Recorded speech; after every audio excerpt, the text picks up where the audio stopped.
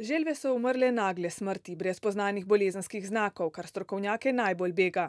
Sledi zastrupitev ni, poleg tega bi v primeru okoljskega onesnaženja poginile tudi druge živalske vrste.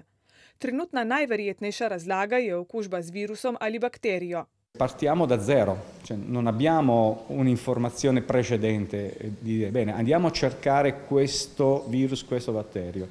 Non abbiamo questa informazione, quindi i ricercatori, colleghi, devono fare un'analisi a 360 gradi, cioè devono cercare tutto e avere la fortuna di trovarlo. V Sloveniji, kjer dogodek budno spremljajo, so pred dnevi našli mrtvo kareto.